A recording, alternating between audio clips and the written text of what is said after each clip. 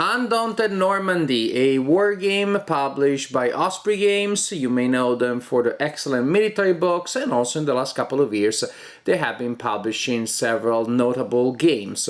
Undaunted Normandy, it is set in World War II. We have Americans versus Germans, and it is a deck building war game.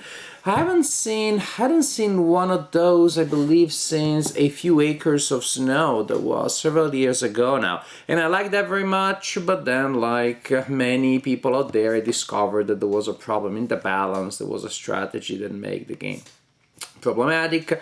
But yes, deck building war game. You will start with a deck, you will purchase cards, and you will activate those cards during the game. You will play those cards during the game to activate units. You will buy new cards, so your deck will change during the game.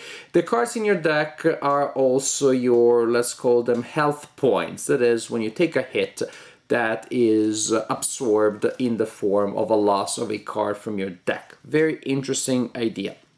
Without further ado, let me show how the game works. The game is scenario based. This means that after you choose the scenario that you want to play, you will use these double-sided tiles to set up the situation. And this one that you see here, for example, is the actual setup for scenario 9. Here we have the American units, and their job will be to try to move through the map and take control of one of these objective spaces here. If they do so, they win the game. The Germans are trying to eliminate the rifleman units that the American player controls. If they do that before the Americans control an objective space, then they win the game. So you will create the map, you will place units there and other markers, and we will see more. Let's see more up close how things work. So you have markers representing military units, as you see there. They pretty much, the information that you need to know is the name, the letter of the company. So these are Rifleman A, these are Rifleman B, because this is a card-driven game and different cards will activate them. Then you have a value in the shield. This is the intrinsic defensive value. Say the scouts are sneakier than the riflemen, so they have a 5, but the riflemen have 4. And then terrain tiles have defensive values too, and this terrain uses special tiles, which are the hills, and they have 2 defensive values.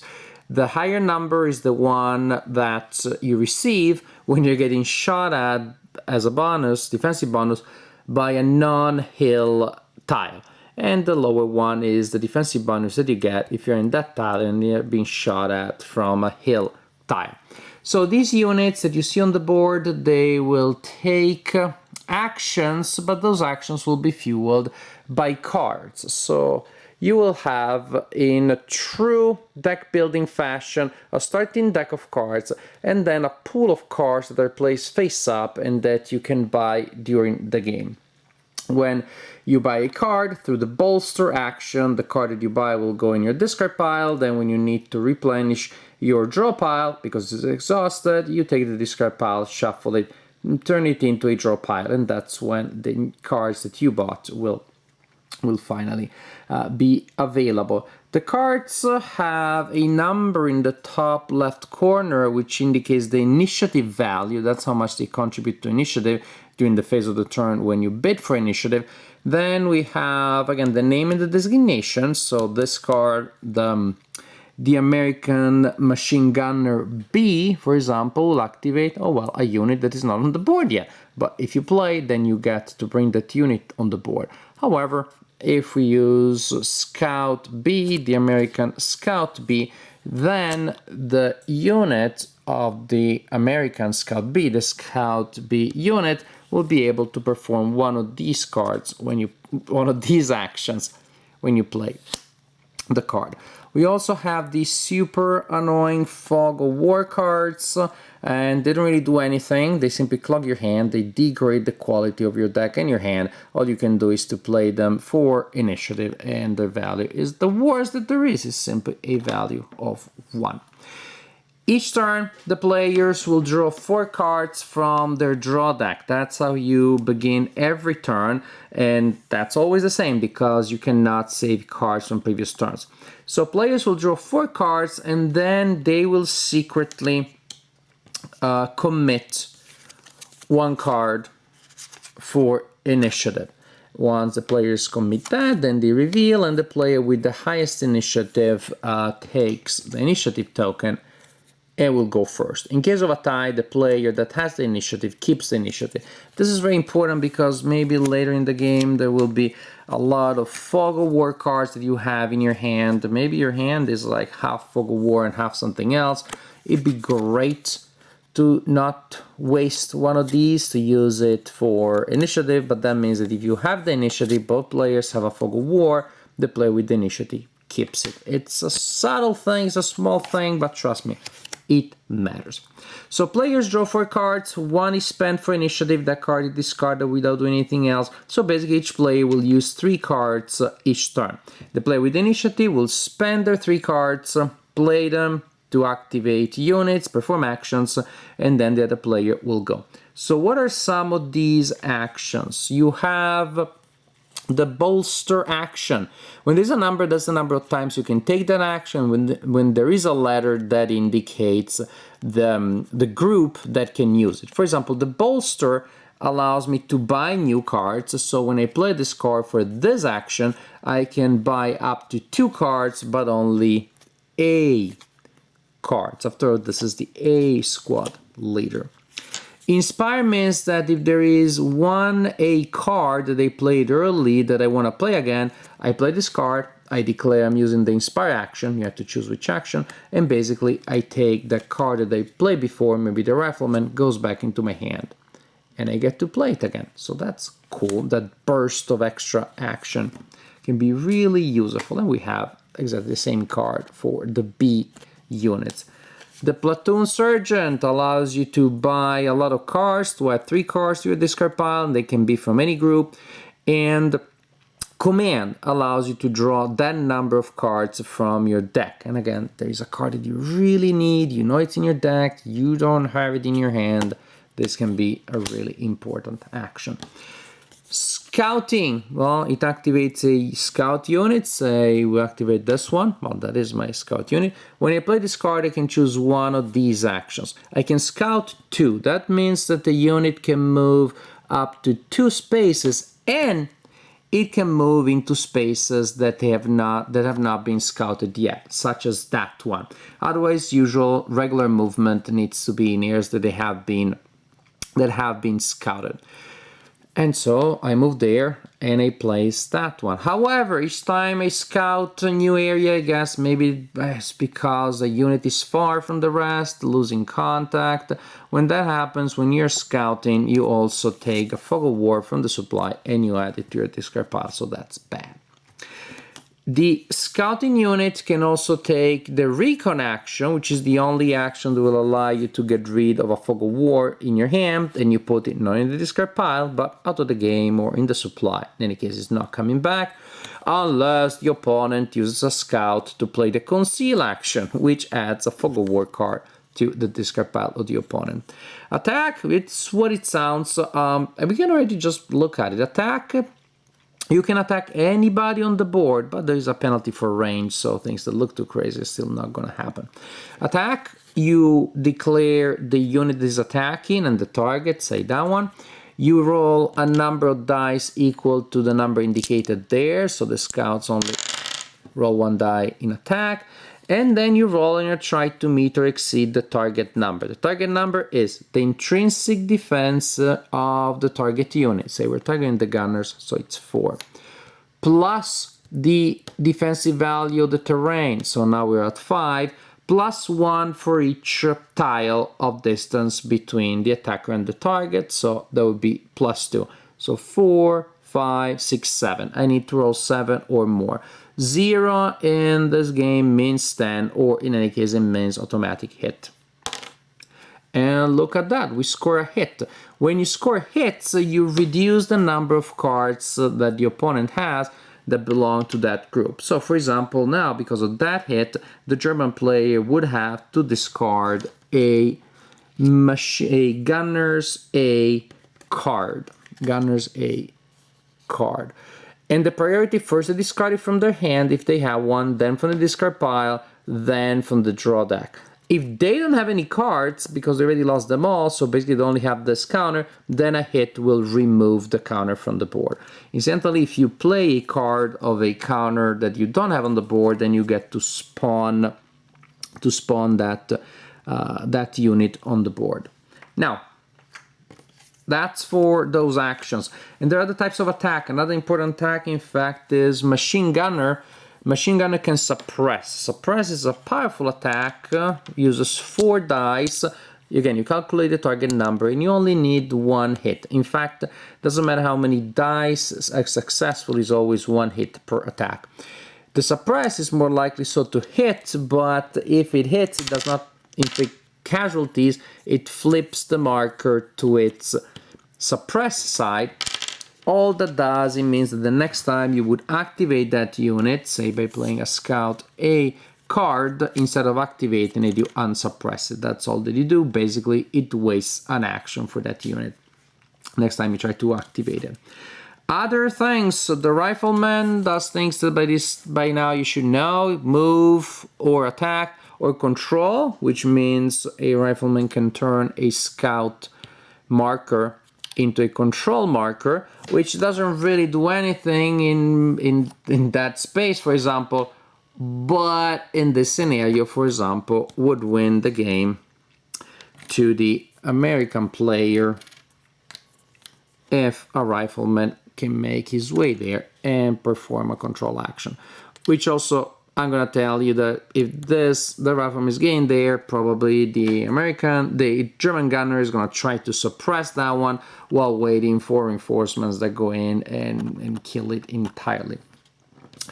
Then we have a couple of other things. We have the sniper, for example. The sniper can... Where is the sniper? The sniper can stalk, that is, the sniper can move in areas that have not been scouted. The rifleman and the other units in general, only in areas that have been scouted. You have the mortar that has a blast attack that will target anybody who is in a certain area. So you have a couple of different actions here, but I guess I more or less gave you the sense of the main thing. Each turn, remember, you bid for initiative, then you play up to all of your 3 cards in your hand, discard cards, use cards to activate units, and you continue like this until one of the sides has completed the victory objectives of the scenario. Undaunted Normandy is by far the best war game that I played in a long time. I loved it so much. It's better than a lot of war games that I played, and it also scores high among war games that recently I haven't played. What? By which I mean, there have been a couple of games recently, war games, that I tried learning, and maybe I'm becoming old, maybe my brain doesn't work as much, maybe I'm just more impatient. I gave up. Those were complicated, convoluted rule books, and just rules that, again, I'm too old to really worry about, really feel passionate about. There was a war game I tried to learn in which you put a counter on your vehicles to indicate that the vehicle has started moving but is not moving fully yet. And later you replace that counter with a counter that says that the vehicle is moving. I don't have time for that anymore. This has to do with a more general thing. I mean, I'm very happy to see that board gaming as a hobby is expanding every day, becoming bigger, becoming better. But wargaming is being left behind, is remaining niche, and actually is becoming more and more on a small niche.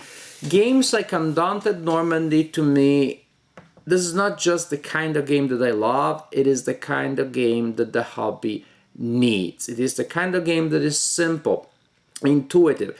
It has smart mechanics. It has smooth gameplay. It has a nice pace. It is not concerned with a lot of details that allows seem in many cases to be there just for the sake of it. It is the kind of game that I could use to introduce a teenager to wargaming. It is the kind of game that I can use to introduce my daughters, currently 9 and 7, to wargaming in a couple of years. And I cannot use those games that would have been okay in 1975, 1985, when there weren't many other options, where that was the standard, and that was it. Now there are just so many better options, taste changes, people want games that are simpler, that are more user-friendly. And I see nothing against that. I still like the complicated war game from time to time, but that's just not my cup of tea anymore. And if your favorite games are Advanced Squad Leader and Starfleet Battles, and maybe you think they're a little too simple for you, that's fine. Please enjoy those. No judgment from me. But you are the last generation that will ever play that kind of game. That is a fact. So Undaunted Normandy is a game, as a war game for the 21st century. It has a relatively new and exciting mechanics such as deck building. It integrates it with classic wargaming concepts such as commands, such as, of course, terrain, and actions such as attacking, from direct fire to inflict hits, suppressive fire, blasts that gives you incentives not to pile up people all in the same area. It has classic wargaming with an almost, I would say, hip feel to it. It's just great gameplay that still gives me the sense of an historical immersion, still gives me the sense that it is wargaming, not a war-themed game. It's there. When I see my men running in the field, when I see their leaders yelling and inspiring them and bolstering, meaning getting other people into the battlefield and pushing people into the most dangerous situations, when I'm there planning, moving stealthily next to an area that has no cover and waiting for the right opportunity to dash through it, all of those things are incredibly wargamey and incredibly thematic and also incredibly fun to play. Because really the game represents all of the things that I like to see at the tactical level, and it does it so well through the deck building, the building element. By adding new cards, I get the sense that I am, it can be like I'm pouring in reinforcers into a certain group, but most likely I'm also simply improving their morale, improving their cohesion. When they lose a card, I don't see necessarily as a number of people dying, but as the group losing heart, getting lost a little bit, and then within the card, well, they're pulling it together and they're able for another action.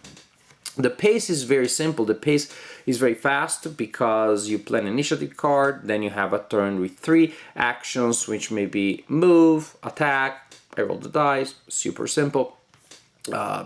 Bolster, inspire. The back and forth is very quick, and even if you have a turn that is not super exciting because maybe you have 2 fog card wars and not just 1 action card after you play initiative, that's fine, because again, you're not gonna be sitting there in pain having to wait a long time for your turn, because the back and forth is very fast, it's very dynamic, and there's just so much that you can do. Simple linear gameplay, but so many interesting decisions, because, well, you need to decide if you want to use those actions to strengthen your people, to have them actually do something on the board.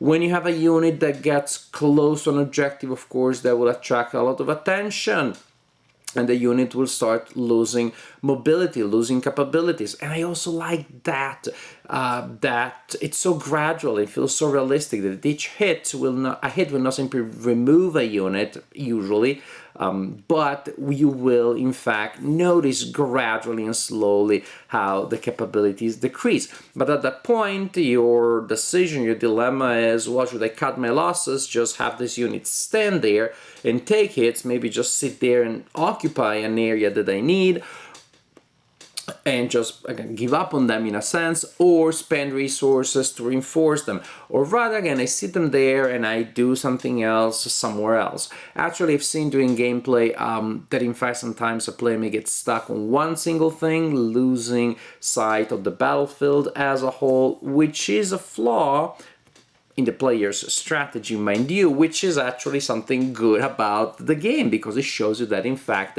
it is a battlefield with a lot of options, brimming with opportunities, brimming with different things that you can do. The scenarios are different from one another. They present different narrative architectures, different strategies, gameplay, very different. It is for 2 players. Many wargamers like to play the war games solo these days, and frankly, I think it can be played solo, which is unusual for card games. So I did it that way. Simply, I draw a random card for initiative to decide which side goes first, and I have a hand of 3 cards. I play that with the side that's initiative, and then I draw the 3 cards for the side that does not have initiative. When I take a hit modification, I take it from the discard pile first and the deck next, and the hand of cards last, because in solitaire I don't want to look at the hand of cards that the other side has before it is my turn to switch to that side. So with these 2 modifications, take the cards from the discard pile and the deck first, draw random initiative, look the hand of 3 cards one at a time. You can play the game solo. I played it that way, playing both sides to the best of my possibilities, and it was great fun that way. It was also fun to play it against a human opponent. So I love it.